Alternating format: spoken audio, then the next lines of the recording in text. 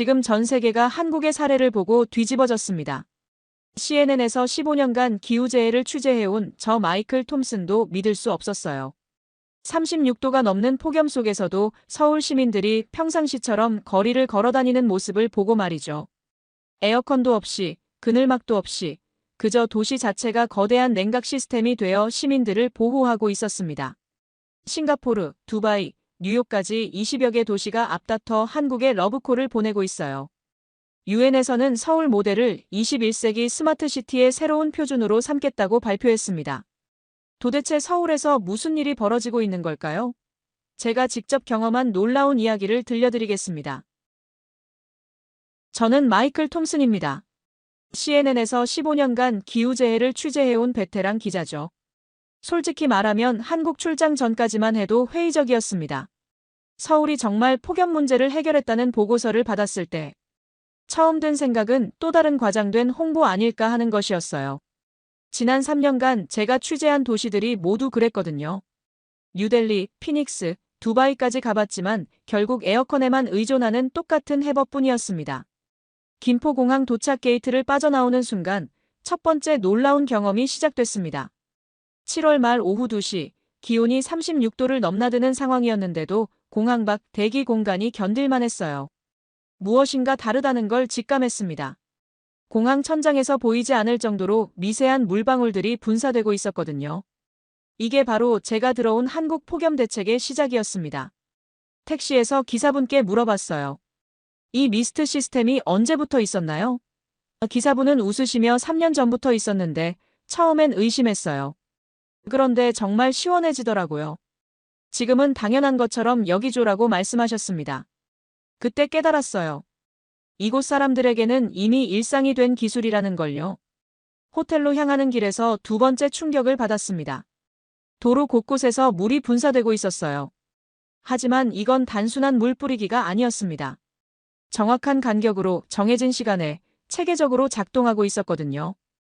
아스팔트에서 올라오는 열기가 눈에 띄게 줄어드는 게 느껴졌습니다. 이게 정말 가능한 일일까? 하는 의문이 들기 시작했어요. 호텔 체크인을 마치고 짐을 정리하면서도 계속 창밖을 바라봤습니다. 거리를 오가는 사람들의 표정이 달랐어요. 다른 도시에서 본 폭염 속 시민들처럼 지쳐 보이지 않았거든요. 오히려 평상시와 별다르지 않은 모습으로 걸어다니고 있었습니다. 이상했어요. 분명 기온은 36도가 넘었는데 말이죠. 저녁 식사를 위해 명동으로 나갔을 때였습니다. 지하철역에서 나오는 순간 세 번째 놀라움이 기다리고 있었어요. 지상으로 올라오는 계단에서부터 시원한 바람이 불어왔거든요. 에어컨 바람이 아니었습니다. 자연스럽고 습하지 않은 정말 이상한 바람이었어요. 이때부터 본격적으로 궁금해지기 시작했습니다. 도대체 이 도시에서 무슨 일이 벌어지고 있는 거지? 다음 날 아침 본격적인 취재를 시작했습니다. 첫 번째 목적지는 강남역이었어요.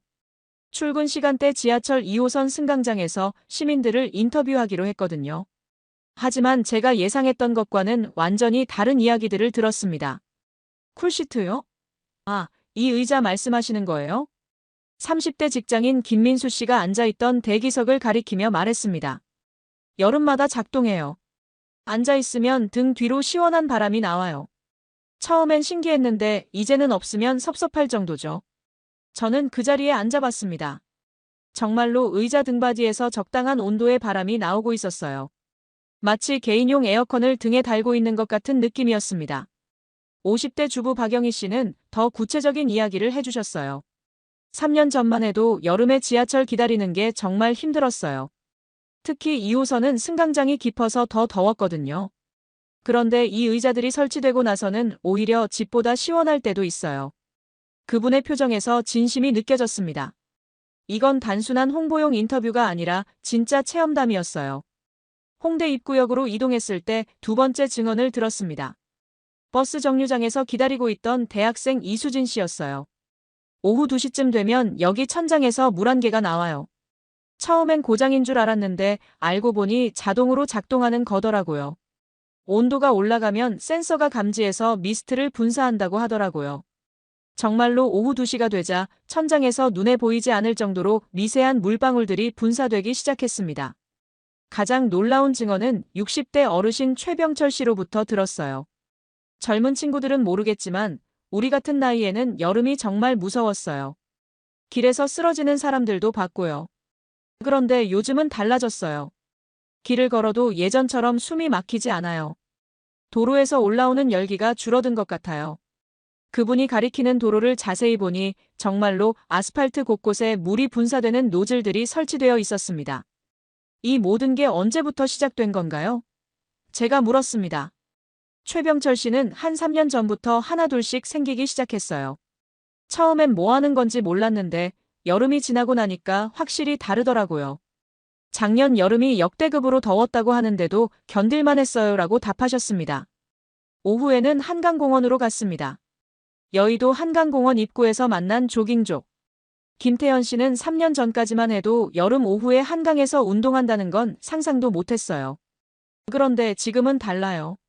산책로 곳곳에 쿨링 스테이션이 있고 미스트 분사 장치도 있어서 운동하기 괜찮아요라고 말했습니다. 정말로 한강공원 곳곳에는 무료 음료와 냉각용품이 비치된 스마트 자판기들이 50m 간격으로 설치되어 있었어요. 이날 하루 동안 만난 시민들의 증언은 하나같이 일관됐습니다. 3년 전부터 서울의 여름이 달라졌다는 것이었어요.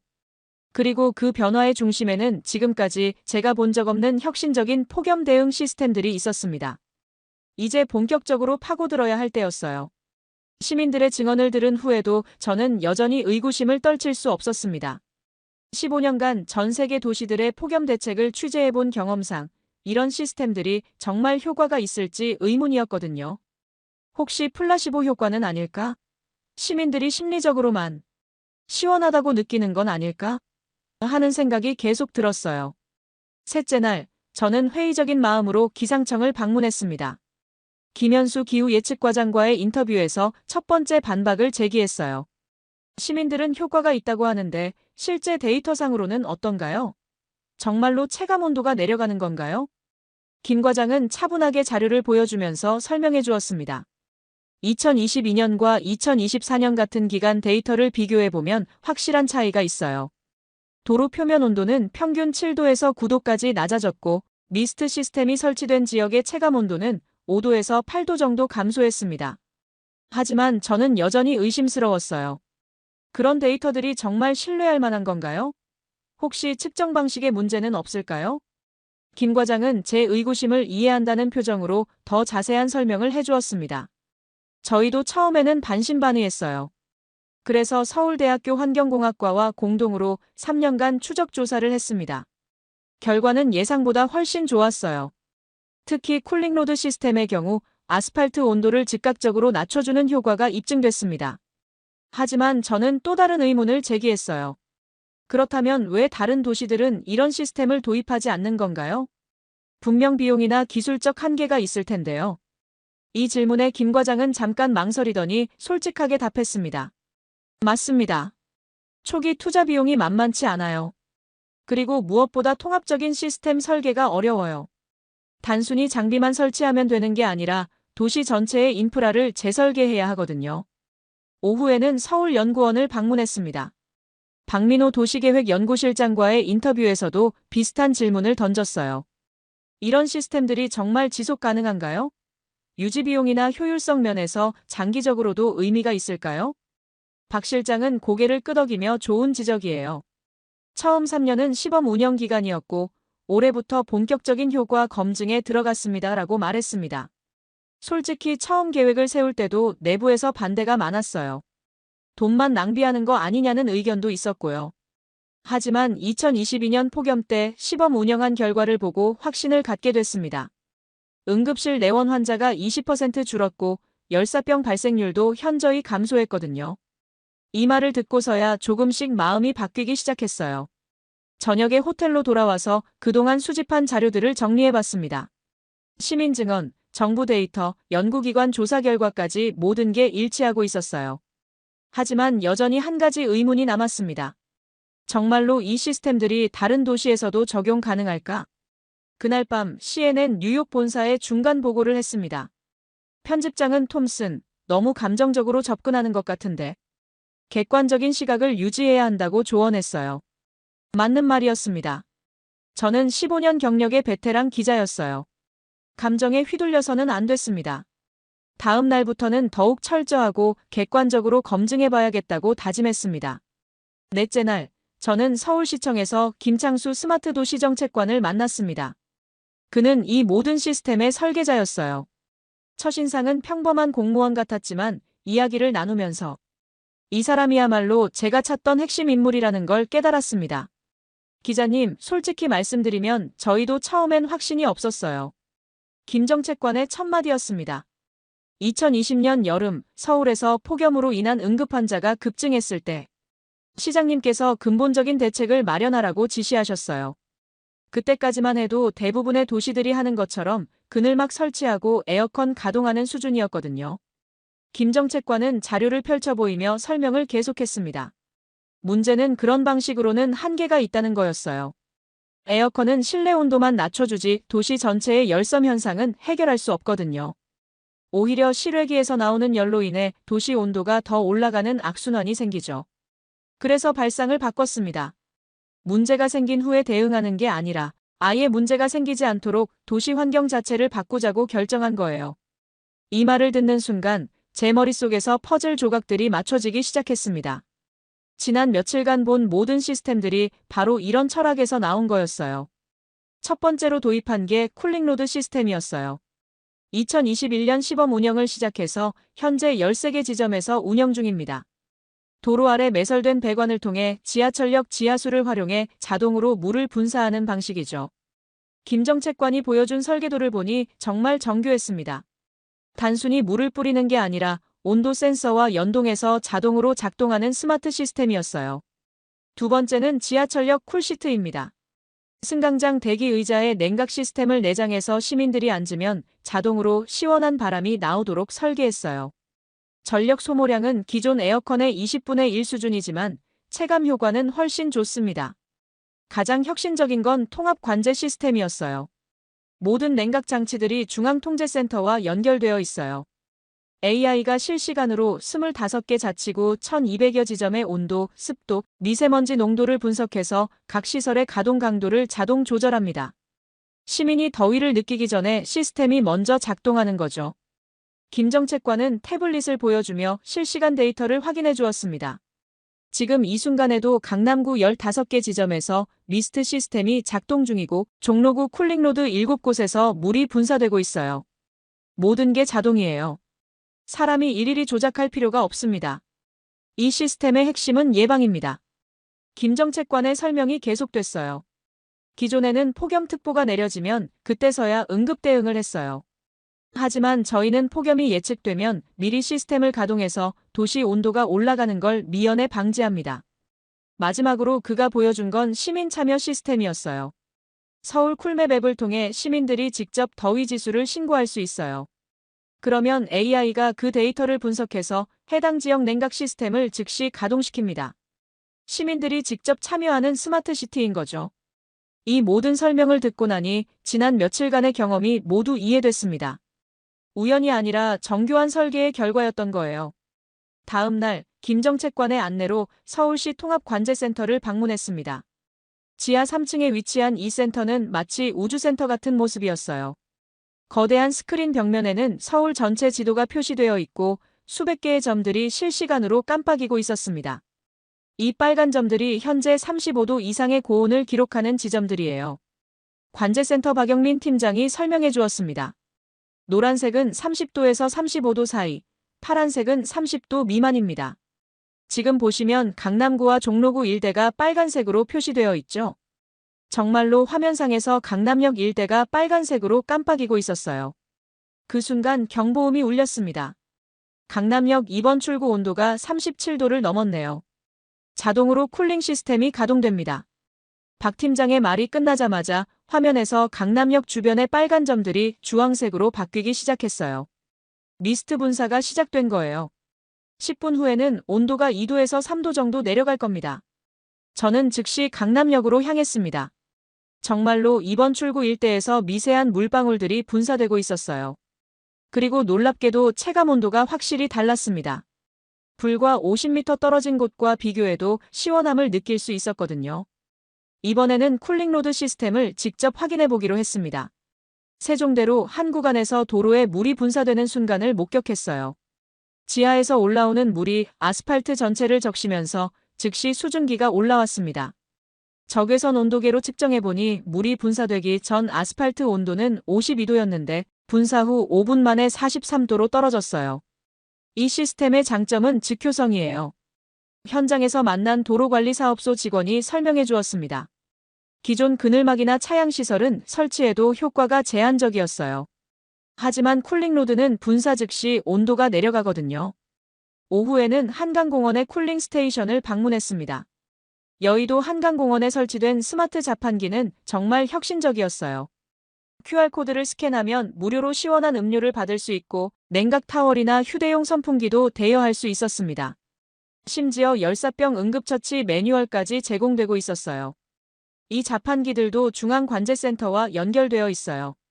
한강사업본부 김민철 과장이 설명해 주었습니다. 온도가 35도를 넘으면 자동으로 음료 제공량이 늘어나고 응급상황 발생 시에는 즉시 119와 연결됩니다. 가장 놀라운 건 시민 참여 시스템이었어요. 서울 쿨맵 앱을 다운받아서 직접 사용해봤습니다. 현재 위치의 온도와 습도가 실시간으로 표시되고 주변 200m 내 가장 시원한 장소로 안내해주는 기능까지 있었어요. 그리고 더위 신고 버튼을 누르면 5분 내에 해당 지역 냉각 시스템이 가동된다고 하더라고요. 실제로 테스트해봤습니다. 홍대 입구역 근처에서 더위 신고를 했더니 정말로 5분 후에 버스 정류장 미스트 시스템이 작동하기 시작했어요. 시민이 직접 참여해서 즉시 환경을 바꿀 수 있다는 게 정말 신기했습니다. 하루 종일 시스템을 체험해보니 확신이 들었어요. 이건 단순한 기술이 아니라 도시 운영 철학의 혁신이었습니다. 문제 발생 후 대응하는 게 아니라 문제가 생기기 전에 미리 예방하는 시스템이었어요. 그리고 무엇보다 모든 게 시민 중심으로 설계되어 있었습니다. 5일째, 저는 더 객관적인 검증을 위해 국제기구 전문가들을 만나기로 했습니다. 서울에서 열린 UN 해비타트 아시아 도시정책 콘퍼런스에 참석 중인 전문가들과 인터뷰를 진행했어요. 서울의 통합 냉각 시스템은 현재 전 세계적으로 벤치마킹 대상이 되고 있습니다. UN 해비타트 도시계획 전문가 라제시 파텔 박사의 말이었어요. 저는 지난 10년간 싱가포르, 두바이, 바르셀로나 등 20여 개 도시의 폭염 대책을 연구해왔는데 서울만큼 통합적이고 체계적인 접근을 한 곳은 없었습니다. 하지만 모든 전문가가 긍정적이지만은 않았어요. MIT 도시공학과 제임스 윌슨 교수는 회의적인 시각을 보였습니다. 기술적으로는 인상적이지만 비용 대비 효과 면에서 의문이 있어요. 이 정도 투자로 정말 지속 가능한 솔루션이 될 수 있을까요? 다른 도시들이 과연 따라할 수 있을지도 의문입니다. 이 지적에 대해 서울시립대 환경공학과 이준호 교수가 반박했어요. 초기 투자 비용만 보면 높아 보이지만 장기적으로는 오히려 경제적이에요. 응급의료비 절감, 에너지 효율성 향상, 시민 삶의 질 개선 효과까지 고려하면 투자 대비 수익률이 상당히 높습니다. 실제 데이터도 확인해봤습니다. 서울시 보건환경연구원 김태영 박사가 제공한 자료에 따르면 2022년 대비 2024년 여름철 응급실 내원 환자가 18% 감소했고 열사병 발생률은 32% 줄어들었다고 해요. 의료비 절감 효과만으로도 연간 150억 원 이상의 사회적 비용이 절약되고 있습니다. 하지만 기술적 한계도 있었어요. 서울대 기계공학과 박현우 교수는 솔직한 문제점을 지적했습니다. 미스트 시스템의 경우 습도가 높은 날에는 효과가 제한적이에요. 그리고 쿨링로드 시스템은 아직 일부 구간에서만 운영되고 있어서 도시 전체로 확산하려면 시간이 필요합니다. 이런 한계점들을 듣고 나니 더 궁금해졌어요. 서울시는 이런 문제들을 어떻게 해결하고 있을까요? 김창수 정책관에게 재차 질문했습니다. 습도가 높은 날의 효율성 문제는 어떻게 대응하고 계신가요? 좋은 지적이에요. 그래서 복합적인 시스템을 구축했습니다. 김 정책관의 답변이었어요. 습도가 높을 때는 미스트 분사를 줄이고 대신 그늘막과 바람기를 활용한 자연 냉각 시스템을 가동해요. 또한 실내 쿨링 스테이션의 운영을 확대합니다. 국제적인 관심도 높아지고 있었어요. 싱가포르 국립대학 도시연구소 리 웨이밍 박사는 싱가포르 정부에서도 서울 모델을 벤치마킹하고 있어요. 특히 AI 기반 통합 관제 시스템에 큰 관심을 보이고 있습니다라고 말했습니다. 두바이 스마트시티청 아흐메드 알만수리 국장도 화상 인터뷰를 통해 두바이는 에어컨에만 의존하는 방식의 한계를 절감하고 있어요. 서울의 예방적 냉각 시스템은 우리에게 새로운 방향을 제시해주고 있습니다라고 평가했습니다. 가장 인상적이었던 건 하버드 대학교 기후정책연구소 마이클 그린 박사의 평가였어요. 서울이 보여준 것은 단순한 기술의 진보가 아니라 도시 거버넌스의 혁신입니다. 시민의 필요를 예측하고 선제적으로 대응하는 시스템을 구축한 거죠. 이는 21세기 스마트시티의 새로운 패러다임을 제시한 사례라고 평가합니다. 하지만 여전히 비판적인 목소리도 있었어요. 런던 정치경제대학교 도시정책학과 사라 존슨 교수는 서울의 사례가 다른 문화권이나 경제 수준이 다른 도시에서도 적용 가능할지는 의문이에요. 한국의 특수한 사회적, 기술적 환경이 만들어낸 결과일 수도 있거든요라고 지적했습니다. 이런 다양한 관점들을 종합해보니 서울의 폭염 대응 시스템이 완벽하지는 않다는 걸 알 수 있었어요. 하지만 분명한 건 기존의 접근 방식과는 확연히 다른 혁신적인 시도라는 점이었습니다. 그리고 그 효과가 실제로 입증되고 있다는 점도요. 취재 마지막 주 서울의 올여름 최고 기온인 38.5도의 폭염이 찾아왔습니다. 바로 이때가 서울의 냉각 시스템이 진짜 실력을 보여줄 순간이었어요. 저는 새벽 6시부터 밤 10시까지 하루 종일 거리를 돌아다니며 시스템들이 어떻게 작동하는지 관찰했습니다. 오전 10시, 기온이 35도를 넘어서자 곳곳에서 경보음이 울리기 시작했어요. 강남역 일대에서는 모든 미스트 시스템이 일제히 가동됐고 지하철 쿨시트들도 최대 출력으로 작동하기 시작했습니다. 하지만 이게 시작에 불과했어요. 정오가 되자 기온이 38도를 넘어섰습니다. 이때부터 정말 극한 상황이 벌어졌어요. 시청 앞 세종대로에서는 쿨링로드 시스템이 평소보다 2배 많은 물을 분사하기 시작했고 한강공원의 모든 쿨링 스테이션에서는 비상 모드가 가동됐습니다. 통합관제센터는 그야말로 전쟁터 같았어요. 지금 전체 시스템의 90%가 최대 출력으로 가동 중입니다. 박영민 팀장이 긴장된 표정으로 설명해 주었습니다. 이런 극한 상황에서 시스템이 얼마나 버틸 수 있는지가 진짜 실력이죠. 그런데 놀라운 일이 벌어졌어요. 오후 2시, 기온이 38.5도로 최고점에 달했을 때도 시스템은 멈추지 않았습니다. 오히려 더 정교하게 작동했어요. AI가 실시간으로 각 지역의 상황을 분석해서 우선순위를 정하고 가장 필요한 곳에 먼저 냉각 시스템을 배치하는 거였습니다. 지금 명동 일대에 관광객들이 몰려 있어서 이쪽으로 미스트 시스템을 집중 가동하고 있어요. 관제센터 화면을 보며 김정책관이 설명해 주었습니다. 상암동은 상대적으로 인구 밀도가 낮아서 일시적으로 출력을 줄이고 명동 쪽으로 전력을 돌린 거죠. 정말 놀라운 건 시민들의 반응이었어요. 이런 극한 폭염 상황에서도 거리에서 쓰러지는 사람을 보지 못했습니다. 사람들이 평상시보다는 더뎌 보였지만 그래도 일상생활을 유지하고 있었어요. 을지로에서 만난 70대 어르신 김봉수 씨는 작년 같은 날씨였으면 집에서 나오지도 못했을 텐데 올해는 그래도 견딜만해요. 지하철역도 시원하고 길에서도 가끔 물 안개가 나와서 숨을 쉴 수 있어요라고 말씀하셨습니다. 하지만 시스템도 한계를 보였어요. 오후 3시경 종로구 일부 지역에서 미스트 시스템 2곳이 과부하로 일시 정지됐습니다. 이런 극한 상황에서는 장비에 무리가 갈 수 있어요. 현장 기술진이 설명해 주었습니다.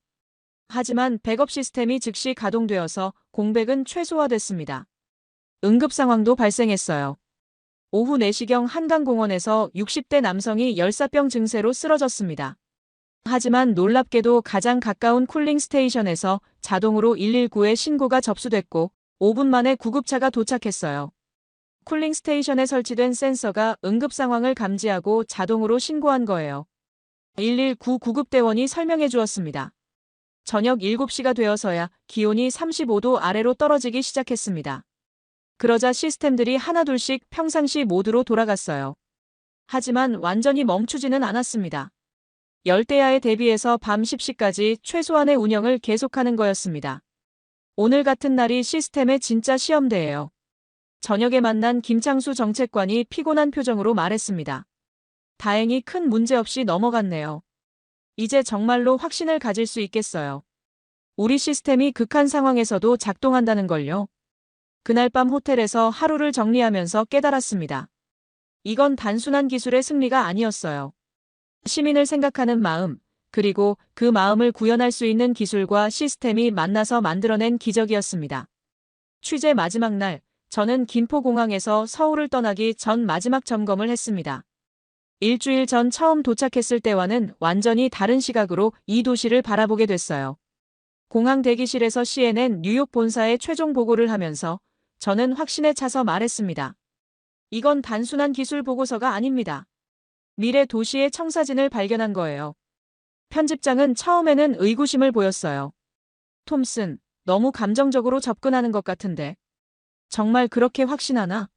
하지만 제가 일주일간 수집한 데이터와 영상들을 보여주자 편집장의 표정이 바뀌었습니다. 이건 정말 놀라운 이야기군. 특별 프로그램으로 제작하자. 귀국 후 3주 동안 제작한 다큐멘터리. 서울의 기적 폭염을 이긴 도시는 CNN에서 역대 최고 시청률을 기록했습니다. 더 놀라운 건 전 세계 반응이었어요. 방송 직후 20여 개 도시의 시장들이 서울시에 벤치마킹 요청을 보냈고 UN 해비타트에서는 서울 모델을 공식 연구 프로젝트로 채택했습니다. 뉴욕타임스는 한국이 보여준 미래 도시의 모습이라는 제목으로 일면 기사를 실었고 BBC는 기후변화 시대의 희망 서울에서 답을 찾다라는 특집 프로그램을 제작했습니다. 가디언즈는 서울의 혁신이 전 세계 도시들에게 새로운 길을 제시하고 있다고 평가했어요. 6개월 후 저는 다시 서울을 방문했습니다. 이번에는 글로벌 스마트시티 서밋을 취재하기 위해서였어요. 전 세계 50여 개 도시의 시장들과 도시계획, 전문가들이 서울의 폭염 대응 시스템을 배우기 위해 모인 자리였습니다. 싱가포르 리셴룽 총리는 화상연설에서 서울이 보여준 것은 기술의 승리가 아니라 시민을 향한 철학의 승리라고 평가했습니다. 바르셀로나 시장은 우리도 서울 모델을 적용하여 지중해식 버전을 개발하고 있다고 발표했어요. 가장 의미 있었던 건 개발도상국들의 반응이었습니다. 인도 뉴델리 시장은 서울의 시스템이 비용이 많이 들어 보이지만 장기적으로는 가장 경제적인 솔루션이라는 걸 깨달았다고 말했습니다. 방글라데시 다카 시장도 우리 실정에 맞게 단계적으로 도입하겠다고 밝혔어요. 서울시는 이런 국제적 관심에 발맞춰 글로벌 쿨시티 파트너십을 출범시켰습니다. 기술 이전뿐만 아니라 각 도시의 특성에 맞는 맞춤형 솔루션을 함께 개발하는 프로그램이었어요. 김창수 정책관은 서울만의 성공이 아니라 전 세계 도시들과 함께 기후위기에 대응하겠다고 포부를 밝혔습니다. 1년 후 제가 받은 소식들은 더욱 놀라웠습니다. 싱가포르에서는 서울 모델을 적용한 쿨 아일랜드 프로젝트가 성공적으로 운영되고 있었고 두바이에서는 사막 기후에 맞춘 스마트 오아시스 시스템을 도입했다고 해요. 심지어 파리에서도 2024년 올림픽을 계기로 서울식 통합 냉각 시스템을 시범 운영하기 시작했습니다. 하지만 가장 감동적이었던 건 개인적인 메시지들이었어요. 세계 각지에서 서울 모델 덕분에 우리 도시가 더 살기 좋아졌다는 시민들의 편지가 도착했습니다. 피닉스의 한 어머니는 아이들이 여름에도 밖에서 뛰어놀 수 있게 됐다고 고마움을 표했고 뉴델리의 노인분은 더 이상 여름이 무섭지 않다고 써주셨어요. 2년이 지난 지금 저는 확신합니다. 서울에서 목격한 것은 단순한 기술적 성취가 아니었어요. 인간을 향한 따뜻한 마음과 혁신적인 기술이 만나 만들어낸 진정한 기적이었습니다. 그리고 그 기적이 이제 전 세계로 퍼져나가고 있어요. 기후위기 시대, 서울이 보여준 희망의 불씨가 지구 곳곳에서 활활 타오르고 있습니다. 지금 미국 CNN이 발칵 뒤집어졌습니다. 한 보건 전문 기자의 기사 때문인데요. 현재 CNN 홈페이지는 이 기사로 인해 서버가 마비될 정도로 폭발적인 반응을 보이고 있어요.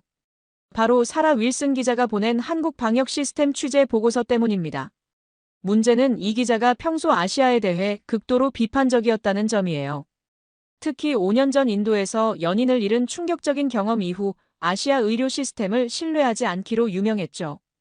그런 그녀가 갑자기 한국을 극찬하며 자신의 편견을 공개적으로 사과한 겁니다. 심지어 기사 말미에는 나는 틀렸다.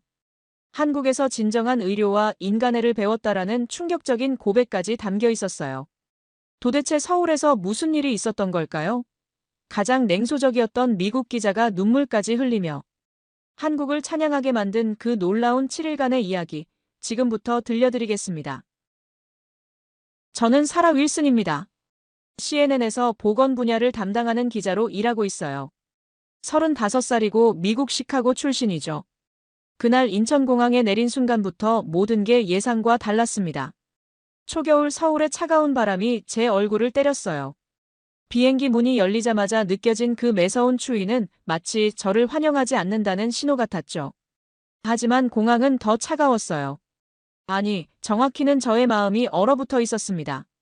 코로나 이후 아시아 방역 현장 취재차 한국을 찾은 저였지만 기대는커녕 불쾌할 뿐이었어요. 전신 방역 게이트를 지나면서 저는 코웃음을 쳤습니다. 또 시작이네요. 빨간 불빛이 제 체온을 스캔하고 경고음이 울려 퍼졌죠. 자동 얼굴 인식 시스템이 제 여권 사진과 실제 얼굴을 비교하고 있었어요. QR코드로 입국 심사를 하라고 하더군요. 휴대폰을 꺼내서 앱을 깔고 개인정보를 입력하고 건강 상태까지 체크해야 했어요. 오버하는군요. 위생 공포를 자극하는 쇼일 뿐이에요. 저는 혼잣말로 중얼거렸습니다. 미국에서는 이런 식으로 하지 않거든요. 간단한 체온 측정 정도면 충분하다고 생각했죠. 입국 심사대를 지나면서도 계속 불편했어요. 직원들이 너무 친절했거든요. 과할 정도로 말이에요. 안녕하세요. 한국에 오신 걸 환영합니다. 혹시 불편한 점은 없으신가요? 계속해서 질문하고 도와주려고 했어요. 그냥 업무만 처리하면 되는데 왜 이렇게 과잉 친절을 떨까요? 브리핑실에서 만난 한국방역청의 책임자가 김민호 박사였습니다. 40세 정도로 보이는 남성이었어요. 깔끔한 정장에 안경을 쓰고 있었죠. 한국의 방역 시스템에 대해 설명드리겠습니다. 김민호 박사가 프레젠테이션을 시작했어요. 우리는 시스템을 믿습니다. 데이터를 믿고 과학을 믿어요. 저는 바로 대답했습니다. 믿을 걸 믿어야죠. 시스템이 완벽하다고 해서 실제로 완벽한 건 아니거든요. 그의 표정이 순간 굳어지는 게 보였어요. 다른 참석자들도 조금 당황한 것 같았죠. 기자님께서는 우리 시스템의 어떤 부분이 우려스러우신가요? 김민호 박사가 조심스럽게 물었어요. 과도한 추적이에요. 개인정보 침해 소지가 있고 실효성도 의문스럽죠. 제 말에 회의실이 조용해졌어요. 저희는 이 시스템으로 실제로 많은 생명을 구했어요. 데이터가 증명하고 있습니다. 데이터는 조작할 수 있어요. 중요한 건 현실이죠. 어차피 며칠 있다가 떠날 거니까 굳이 좋은 말만 할 필요는 없다고 생각했어요. 김민호 박사의 눈빛이 묘하게 제 기억에 남았어요. 화가 났다기보다는 실망한 것 같았거든요. 마치 제가 뭔가 중요한 걸 놓치고 있다는 듯한 표정이었죠. 그리고 조금은 슬픈 것 같기도 했고요. 호텔에 짐을 풀고 나서 저는 서울 시내를 둘러보기로 했어요. 택시비가 아까워서 공항버스를 타기로 했죠. 공항버스 정류장으로 향하는 길, 찬 바람이 정말 매서웠어요. 시카고의 겨울과는 다른 종류의 추위였죠. 건조하고 날카로운 느낌이었습니다. 대기실로 들어서는 순간 저는 잠깐 멈춰섰어요. 뭔가 이상했거든요. 첫 번째로 눈에 띈 건 바닥이었어요. 난방이 들어오고 있더라고요. 공공시설인데 바닥 난방을 해주다니 신기했죠. 벤치에 앉은 아이가 게임기로 놀고 있었는데 그 벤치가 따뜻했어요. 열선이 들어가 있더군요.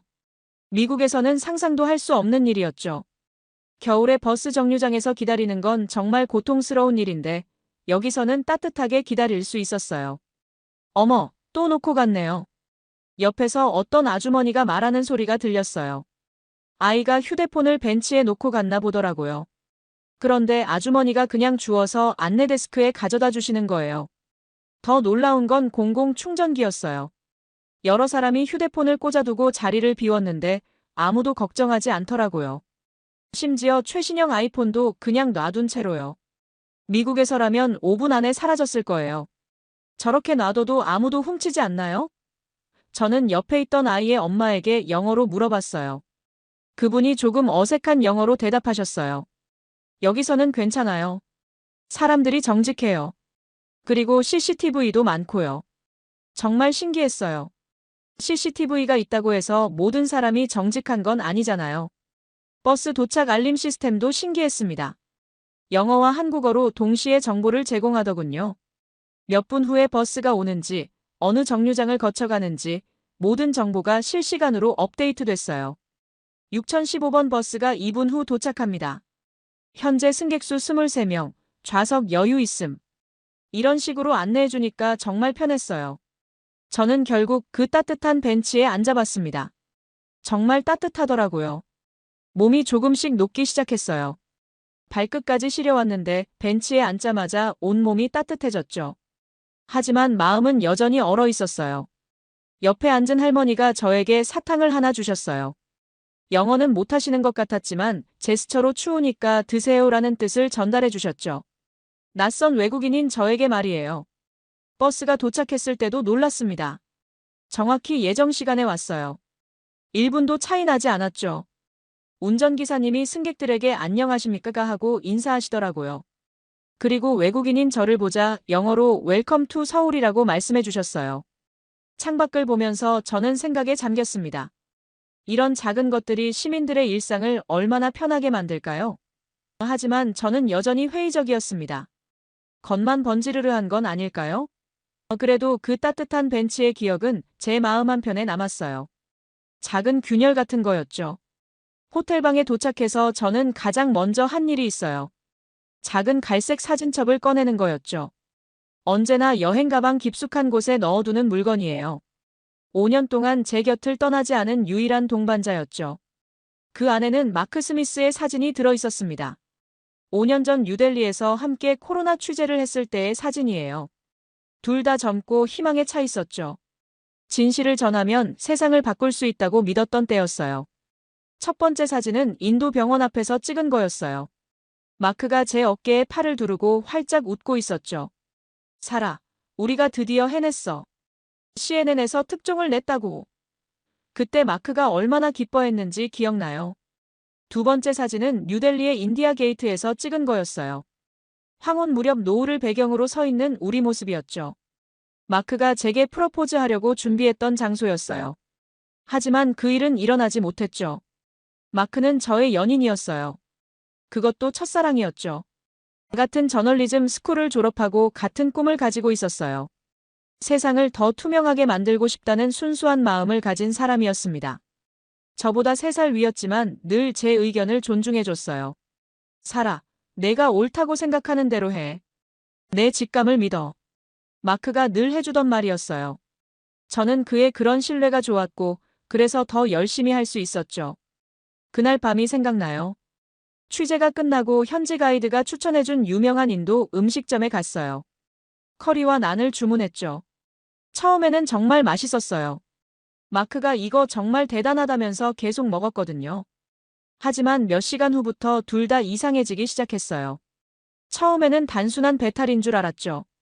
아마 너무 매워서 우유 마신 게 문제일 거야. 마크가 농담처럼 말했어요. 하지만 점점 심해졌어요. 저는 먼저 토하기 시작했고 마크도 얼굴이 창백해졌어요. 열이 나고 온몸에 발진이 생겼죠. 가까스로 택시를 타고 현지 병원으로 갔는데 그때부터 악몽이 시작됐습니다. 응급실이 엉망이었어요. 의료진들이 제대로 대응하지 못했어요. 언어 장벽도 있었고 시스템도 엉망이었죠. 잉글리시. 저는 계속 소리쳤지만 아무도 제대로 된 영어를 하지 못했어요. 마크의 상태는 계속 악화됐어요. 호흡이 가빠지고 의식이 흐려지기 시작했죠. 저는 의료진에게 알레르기 쇼크일 가능성이 있다고 말했어요. 하지만 그들은 제 말을 듣지 않았어요. 의료진은 늦게 왔고 제대로 된 응급처치도 받지 못했어요. 마크가 제 손을 잡고 말했던 마지막 말이 아직도 귀에 들려요. 사라, 괜찮을 거야. 우리 꿈을 포기하지 마. 너는 할 수 있어. 하지만 그는 그날 밤 새벽 4시에 세상을 떠났습니다. 알고 보니 음식점에서 쓴 향신료에 마크가 알레르기가 있는 성분이 들어있었던 거예요. 그 이후로 저는 아시아에 대한 깊은 불신을 갖게 됐어요. 겉으로는 발전했다고 하지만 정작 중요한 순간에는 믿을 수 없다는 생각이 들었죠. 인도 근처에 있는 한국도 마찬가지일 거라고 생각했습니다. 사진첩을 덮으면서 저는 창밖을 봤어요. 서울의 야경이 화려하게 펼쳐져 있었죠. 하지만 제 눈에는 차갑게만 보였어요. 마치 마크가 죽어간 그 병원의 차가운 불빛처럼 말이에요. 그날 저녁 예상치 못한 일이 일어났어요. 호텔에서 늦은 저녁을 먹고 있는데 갑자기 심한 복통이 시작된 거죠. 처음에는 시차 적응 때문인 줄 알았는데 점점 심해졌어요. 마치 뱃속에서 뭔가 비틀리는 것 같은 고통이었어요. 진땀이 흘러내리고 숨쉬기도 힘들어졌습니다. 손발이 차가워지면서 마크와 뉴델리에서 겪었던 그 끔찍한 밤이 떠올랐어요. 설마 또 공포가 밀려왔죠. 혹시 저녁에 먹은 한국 음식에 문제가 있었나 싶었어요. 아니면 스트레스 때문에 위경련이 생긴 건가 하는 생각도 들었죠. 도와주세요. 결국 호텔 복도로 나가서 소리쳤어요. 마침 청소를 하고 계시던 호텔 직원이 제 신음소리를 듣고 달려왔어요. 상황을 파악한 직원이 당황하지 않고 바로 119에 신고했습니다. 응급환자, 포린 게스트. 직원이 전화로 영어와 한국어를 섞어가며 상황을 설명하더라고요. 제 방 번호, 증상, 국적까지 정확하게 전달했어요. 그리고 몇 분 후 구급차가 도착했어요. 미국보다도 빨랐죠. 구급대원들이 들것을 가지고 올라왔는데 그중 한 명이 영어를 할 수 있었어요. 무슨 일이죠? 언제부터 증상이 있었나요? 구급대원이 제게 영어로 물어봤어요. 저는 가까스로 상황을 설명했죠. 언제부터 아팠는지, 어떤 음식을 먹었는지, 알레르기가 있는지 모든 걸 물어봤어요. 구급차 안에서도 놀라웠어요. 최신 장비들이 가득했거든요. 심전도, 혈압계, 산소포화도 측정기 모든 게 자동으로 제 상태를 모니터링하고 있었어요. 구급대원이 태블릿에 제 정보를 입력하면서 병원에 미리 연락하고 있었죠. 인천공항 의료센터로 이송됐는데 응급실 문이 열리자마자 의료진이 대기하고 있었거든요. 구급대원이 미리 연락한 덕분이었죠. 숨을 몰아쉬며 눈을 떴을 때 의료진이 실시간 AI 진단을 하고 있었어요. 혈압 정상, 맥박 안정, AI 예비 진단 결과, 급성 위험 의심, 추가 검사 필요. 간호사가 또렷한 영어로 상황을 설명해줬어요. 자동 수액 시스템이 제 혈관에 연결되면서 정확한 양을 투여하고 있었죠. 의사가 와서 직접 진찰했어요. 완벽한 영어로 소통했었어요. 복부를 촉진하면서 어디가 아픈지 세심하게 확인했죠. 혈액 검사와 복부 초음파 검사를 하겠습니다. 15분이면 결과가 나와요. 모든 검사가 신속하게 진행됐어요. 한 사람 한 사람이 자신의 역할을 정확히 알고 있었고 시스템이 완벽하게 돌아가고 있었어요. 뉴델리에서의 그 혼란스러운 밤과는 완전히 달랐죠. 그때 누군가 제 곁에 다가왔어요. 김민호 박사였습니다.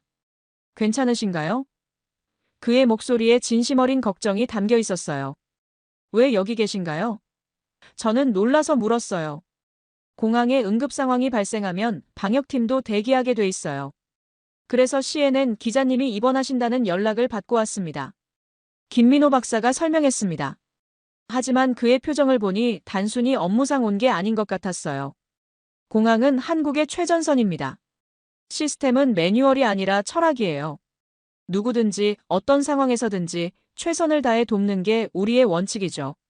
저는 자신도 모르게 그를 오래 바라봤어요. 그의 눈에서 진심을 읽을 수 있었거든요. 검사 결과가 나왔어요. 급성 위험이었지만 심각하지 않다고 했어요. 스트레스성이라고 하더라고요. 항염제와 위장약을 처방받고 수액 치료를 좀 더 받으면 된다고 했죠. 다행히 심각하지 않네요. 하루 정도 안정을 취하시면 괜찮아질 거예요. 의사가 말했어요. 김민호 박사가 제가 호텔로 돌아갈 때까지 옆에 있어줬어요. 혹시 또 아프시면 언제든 연락하세요. 그는 자신의 개인 번호를 알려줬어요. 24시간 연락 가능하니까 걱정하지 마세요. 그 순간 저는 뭔가 마음이 뭉클해지는 걸 느꼈어요. 퇴원 후 호텔로 돌아왔을 때 프론트 데스크 직원이 저를 불렀어요. 기자님, 찾으신 물건이 도착했습니다. 무슨 말인지 모르겠어서 따라갔는데 카운터에 제 노트북 가방과 서류가 놓여 있었어요. 이게 왜 여기 있죠? 저는 깜짝 놀랐어요. 언제 잃어버렸는지도 모르고 있었거든요. 병원에 가느라 정신이 없었던 모양이에요. 분명히 호텔방에 둔 줄 알았는데 어디선가 떨어뜨린 것 같았어요. 어떻게 찾으신 거예요? 저는 놀라서 물었어요. 공항 청소 직원분이 발견하셨어요. 프론트 직원이 자세히 설명해줬어요. 오늘 오후에 공항 화장실 근처에서 찾으셨대요. 바로 공항 경찰에 신고하셨고 경찰에서 CCTV 확인해서 기자님 신원을 파악했다고 해요. 그래서 호텔로 연락이 온 거죠. 정말 놀라웠어요. 공항에서 잃어버린 가방이 이렇게 빨리 돌아올 줄은 생각도 못했거든요. 미국에서라면 찾기 힘들었을 거예요. 분실 신고를 해도 며칠은 걸리죠. 청소하시는 분이 신고를 해주셨다고요? 네, 그분이 직접 경찰서에 가져다 주셨어요. 저는 가방을 확인해 봤어요. 노트북, 카메라, 현금, 업무용 서류, 모든 게 그대로 들어 있었어요. 하나도 없어진 게 없었죠. 심지어 지갑 안에 현금까지 한 푼도 건드리지 않았어요. 정말 고맙네요. 청소하시는 분께 감사 인사를 전해주세요. 가방을 받아들고 제 방으로 올라가는데 갑자기 다리에 힘이 빠졌어요. 엘리베이터에서 내려서 복도를 걷다가 그만 주저앉고 말았죠. 갑자기 눈물이 쏟아져 나왔어요. 그때 뉴델리의 골목이 떠올랐어요. 마크가 쓰러졌을 때 주변에 사람들이 있었는데 아무도 도와주지 않았거든요. 오히려 피해가려고 했어요. 구급차를 부르는 것도 저 혼자 해야 했어요. 언어가 통하지 않아서 얼마나 답답했는지 몰라요. 헬프, 헬프. 소리쳐도 사람들이 그냥 지나갔어요. 심지어 마크의 지갑이 없어진 것도 나중에 알았죠. 그런 긴급 상황에서도 누군가 훔쳐간 거예요. 그때 아무도 도와주지 않았는데 지금은 전부가 움직였어.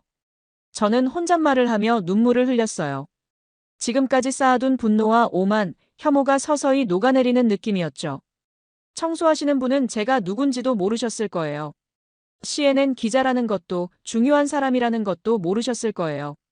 그냥 길에서 주운 가방을 정직하게 신고하신 거죠. 경찰도 CCTV를 일일이 확인해서 제 신원을 찾아주셨어요. 시간이 오래 걸렸을 텐데도 끝까지 찾아서 연락해 주신 거예요. 누구 하나 귀찮아하지 않고 최선을 다해서 도와주신 거죠. 호텔 직원도 마찬가지였어요. 제가 가장 미워했던 이 땅이 저를 가장 따뜻하게 안아주고 있었어요. 마크를 잃고 나서 줄곧 아시아를 원망했는데 정작 저를 구해준 건 아시아의 또 다른 나라였던 거죠. 저는 복도에서 한참을 울었어요. 5년 동안 꽁꽁 얼어붙어 있던 제 마음이 조금씩 녹기 시작했거든요. 마크에 대한 그리움도 아시아에 대한 분노도 모든 게 뒤섞여서 눈물로 흘러나왔어요. 그때 문득 김민호 박사의 말이 떠올랐어요. 시스템은 매뉴얼이 아니라 철학이다. 이제야 그 말의 의미를 알 것 같았어요. 단순히 절차를 따르는 게 아니라 사람을 돕겠다는 마음이 시스템 전체에 스며들어 있었던 거죠. 제 가방을 찾아준 청소 직원분, 신속하게 대응해준 경찰, 친절하게 설명해준 호텔 직원까지 모든 사람이 연결돼서 저를 도와주고 있었어요. 휴대폰에 김민호 박사에게서 온 메시지가 있었어요. 몸은 좀 어떠세요? 무리하지 마시고 푹 쉬세요. 단순한 안부 인사였지만 제 마음을 따뜻하게 만들어줬어요. 저는 그에게 답장을 보냈어요. 많이 좋아졌어요. 그리고 제가 아침에 너무 무례했던 것 같아요. 죄송해요. 다음 날 아침 저는 먼저 연락을 했어요. 김민호 박사에게 말이죠. 어제 일에 대해 제대로 감사 인사를 드리고 싶었거든요. 그리고 솔직히 말하면 한국의 시스템이 정말로 어떻게 돌아가는지 궁금해졌어요. 박사님, 어제는 정말 감사했어요. 혹시 시간 되시면 커피 한잔 할까요? 좋죠. 그런데 더 좋은 제안이 있어요. 공항 방역 통제센터를 한번 보시겠어요? 김민호 박사가 제안했습니다. 어제 말씀하신 시스템에 대해 더 자세히 보여드리고 싶어서요. 저는 흔쾌히 승낙했어요. 사실 어제 일을 겪고 나서 제 편견이 얼마나 잘못됐는지 깨달았거든요. 제대로 된 시스템을 보고 싶었죠. 공항으로 가는 길에 김민호 박사가 말했어요. 사실 처음에 기자님 반응을 보고 조금 실망했어요. 하지만 이해해요. 외국에서 보면 우리가 과도해 보일 수도 있죠. 죄송해요. 제가 너무 선입견을 가지고 있었나 봐요. 아니에요. 건전한 의심은 필요해요. 그래야 시스템이 발전하니까요. 방역통제센터는 정말 놀라웠어요. 마치 우주선 조종실 같았거든요. 거대한 스크린에 실시간으로 데이터가 흘러나오고 있었어요. 감염자 동선, 접촉자 추적, 격리 현황, 모든 게 한눈에 보였죠. 이게 모두 실시간으로 업데이트 되나요? 저는 물었어요. 네, 24시간 365일 돌아가요. 하지만 개인정보는 철저히 보호합니다. 이름이나 주민번호는 절대 노출되지 않아요. 오직 방역에 필요한 정보만 처리하죠. 김민호 박사가 설명했습니다. 감염자 자동 추적 시스템을 보여줬어요. 휴대폰 GPS, 신용카드 사용 내역, CCTV 등의 정보를 종합해서 동선을 파악하는 시스템이었죠. 하지만 개인 식별은 불가능하게 암호화돼 있었어요. 기본은 자동이지만 최종 판단은 사람이 해요. 기술과 인간의 지혜를 조합한 거죠. 김민호 박사가 설명했습니다. AI가 제안하면 전문가가 검토하고 결정해요. 자율격리 알림 시스템도 인상적이었어요. 강제로 격리하는 게 아니라 시민들이 스스로 참여할 수 있도록 도와주는 시스템이었거든요. 격리 중인 사람들에게 생필품 배송, 의료 상담, 심리 상담까지 제공하고 있었어요. 격리를 처벌이 아니라 치료로 접근하는 거군요. 맞아요. 시민들이 협조할 수 있도록 도와주는 게 중요해요. 강제로 하면 오히려 숨기려고 하죠. QR 기반 백신 접종 이력 관리 시스템도 마찬가지였어요. 개인정보는 보호하면서도 필요한 정보는 쉽게 확인할 수 있게 만들어져 있었죠. 이건 통제국가가 아니라 신뢰로 움직이는 공동체군요. 저는 감탄하며 말했어요. 미국에서는 개인정보 보호 때문에 이런 시스템을 만들기가 어려워요. 하지만 여기서는 시민들이 스스로 참여하고 있었죠. 시민들이 반발하지 않나요? 처음에는 우려가 있었어요. 하지만 투명하게 운영하고 개인정보 보호를 철저히 하니까 점차 신뢰가 생겼죠. 김민호 박사가 보여준 통계가 인상적이었어요. 감염률 감소, 사망률 감소, 경제 회복 속도, 모든 면에서 다른 나라들보다 좋은 결과를 보이고 있었거든요. 왜 이렇게까지 하죠?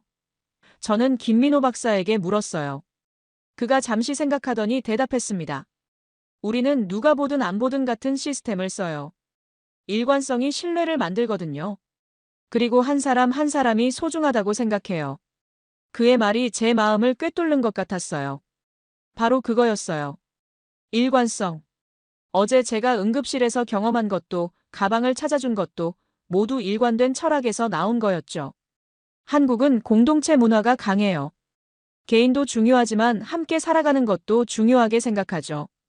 그래서 이런 시스템이 가능한 거예요. 시스템을 더 둘러보면서 저는 계속 질문했어요. 어떻게 이런 시스템을 만들 수 있었는지, 시민들의 반응은 어떤지, 문제점은 없는지 말이죠. 김민호 박사는 하나하나 자세히 설명해줬어요. 완벽하지는 않다고 솔직하게 말하면서도 계속 발전시켜 나가고 있다고 했죠. 그 겸손한 태도가 더욱 인상적이었어요. 시스템 견학을 마치고 공항 내 한식당에 앉았을 때 저는 완전히 다른 사람이 되어 있었어요. 김민호 박사가 전복죽 어떠세요? 위에 부담이 없으면서도 영양가가 높아요라고 추천했죠. 회복기에 먹는 음식으로는 최고예요. 하얀 그릇에 담긴 구수한 전복죽을 앞에 두고 마주 앉았어요. 향이 정말 좋았어요. 이렇게 드시면 돼요. 김민호 박사가 숟가락으로 떠서 보여줬어요. 뜨거우니까 조심하세요. 저는 조심스럽게 한 숟가락 떠서 입에 넣었어요. 정말 부드럽고 고소했어요. 위에 전혀 부담이 없으면서도 든든한 느낌이었죠. 전복 조각들이 부드럽게 씹혔어요. 이렇게 부드러운 음식도 이렇게 맛있을 수 있네요. 저는 솔직하게 말했어요. 한국의 중문화는 정말 특별해요. 단순히 환자 음식이 아니라 사랑과 정성을 담은 음식이거든요. 어머니들이 아픈 가족을 위해 정성껏 끓여주는 음식이죠. 그 말을 듣는 순간 제 마음이 따뜻해졌어요. 음식 하나에도 이런 철학과 마음이 담겨 있다니 정말 감동적이었거든요. 지금 이미 마음이 따뜻해지고 있어요. 저는 웃으며 대답했어요. 김민호 박사의 눈빛이 부드러워졌어요. 우리는 서로를 바라보며 웃었죠. 전복죽은 정말 부드럽고 맛있었어요. 마치 누군가의 따뜻한 마음을 먹는 것 같았죠. 전복죽에 특별한 이유가 있어요. 김민호 박사가 말했어요. 전복은 바다의 진미라고 하죠. 하지만 한국에서는 그걸 부드럽게 끓여서 누구나 먹을 수 있게 만들어요. 고급 재료를 서민적으로 만드는 거죠. 그 말이 한국 사람들의 마음과 비슷하다는 생각이 들었어요. 고급스러운 기술과 시스템을 가지고 있지만 그걸 모든 사람이 쉽게 이용할 수 있게 만드는 거 말이에요. 다음에 오실 때는 다른 한국죽도 드셔보세요. 김민호 박사가 말했어요. 닭죽, 잣죽, 호박죽 같은 것들 말이에요. 각각 다른 맛과 효능이 있어요. 그때까지 한국어도 조금 배워올게요. 저는 약속했어요. 맛있어요. 정도는 할 수 있게요. 우리는 전복죽을 다 먹고 커피를 마시면서 이야기했어요. 업무 이야기가 아니라 개인적인 이야기들이었죠. 서로의 취미, 좋아하는 음악, 어린 시절 이야기까지 말이에요. 김민호 박사는 의외로 클래식 음악을 좋아한다고 했어요. 특히 바흐를 좋아한다고 하더라고요. 저도 바흐를 좋아한다고 말하니 더 신나서 이야기했어요. 언젠가 함께 콘서트 보러 가요. 김민호 박사가 말했어요. 서울에는 좋은 콘서트홀이 많아요. 꼭 그러고 싶어요. 저는 진심으로 대답했어요. 출발 시간이 다가와서 게이트로 향할 때 김민호 박사가 제 손을 살짝 잡았어요. 따뜻한 손이었어요. 안전하게 가세요. 그리고 꼭 다시 오세요. 기다리고 있을게요. 네, 반드시요. 그리고 연락 자주 할게요. 저는 그의 손을 꼭 잡았어요. 5년 만에 처음으로 누군가의 손을 이렇게 잡는 것 같았거든요. 마크 이후로 말이에요. 하지만 이상하게 죄책감이 들지 않았어요. 마크도 제가 행복하기를 원했을 테니까요. 전복죽 생각날 때마다 저 생각도 해주세요. 김민호 박사가 농담처럼 말했어요. 그럼 몸이 안 좋을 때마다 생각하게 되겠네요. 저는 웃으며 대답했어요. 아니에요. 건강할 때도 생각할게요. 비행기에 탑승하면서 저는 창밖으로 서울을 내려다봤어요. 일주일 전과는 완전히 다른 마음이었죠. 이제 이 도시가 제 두 번째 고향 같다는 생각이 들었어요. 제 오만은 완전히 무너졌고 진심이 피어났어요. 마크를 잃고 닫혀있던 제 마음이 다시 열렸죠. 한국이라는 나라와 김민호 박사라는 사람이 저를 다시 살아있게 만들어줬어요. 좌석에 앉아서 전복죽 맛을 떠올려 봤어요. 부드럽고 따뜻한 맛이었어요. 김민호 박사 말이 맞는 것 같았어요. 사랑과 정성이 담긴 음식이라는 게 말이죠. 비행기가 이륙하면서 저는 다음 출장을 기대하고 있었어요. 그때는 관광객이 아니라 진짜 한국을 아는 사람으로 돌아오고 싶었죠. 그리고 김민호 박사와 더 많은 시간을 보내고 싶었어요. CNN 기사는 이미 송고했어요. 한국의 방역 시스템을 최고 등급으로 평가했죠. 하지만 그보다 더 중요한 건 제가 다시 사랑할 수 있게 됐다는 거예요. 나라에 대한 사랑, 사람에 대한 사랑, 그리고 어쩌면 새로운 연애에 대한 설렘까지 모든 게 다시 시작되는 느낌이었습니다.